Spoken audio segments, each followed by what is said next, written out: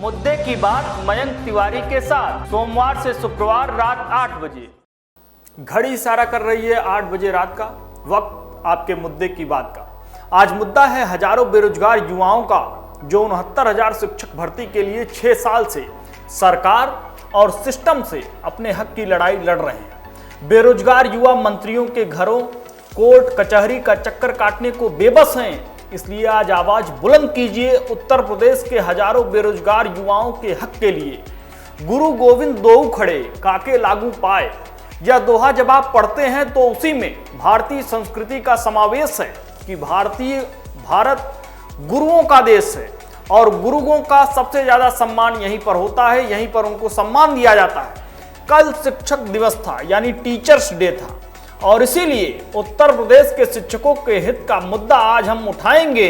अगर सब कुछ सरकार ने सही तरीके से किया होता तो ये बेरोजगार युवक बेहोश होकर प्रदर्शन नहीं बल्कि शिक्षक दिवस के दिन किसी स्कूल में पढ़ा रहे होते।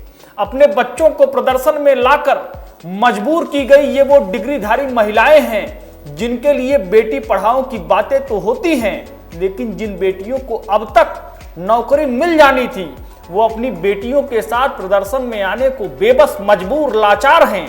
इनकी नौकरी लग गई होती तो स्कूल के बच्चे आज इनको हैप्पी टीचर्स डे बोल रहे होते। 2018 में उत्तर प्रदेश में 69,000 शिक्षक भर्ती निकलती है। 6 साल बाद भी भर्ती ऐसे फंसी रहती है जहां कहते तो सब हैं कि नहीं नहीं हम तुम्हारे साथ हैं, तो फिर नौकरी कब मिलेगी का जवाब कोई दे पाता नहीं है। 9 महीने में मां के गर्भ में बच्चे का पूर्ण विकास हो जाता है। 1 साल में बच्चा मां बोलने लगता है, 1.25 साल तक बच्चा अपने पैर पर चलने लगता है, 3 साल में बच्चा बात करने लगता है, 3.5 साल में बच्चे स्कूल जाकर अपनी स्कूली शिक्षा शुरू कर देते हैं। 5 साल में सरकार बदल जाती है, लेकिन 6 साल बाद भी उत्तर प्रदेश में 69,000 शिक्षक भर्ती से जुड़े हजारों युवाओं को उनके हक की नौकरी नहीं मिल पाती है।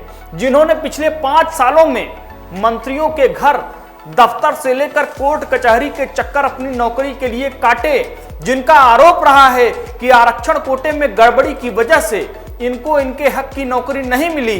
पिछले महीने हाईकोर्ट की डबल बेंच ने सरकार को 3 महीने का समय दिया, नई सूची जारी करने को कहा।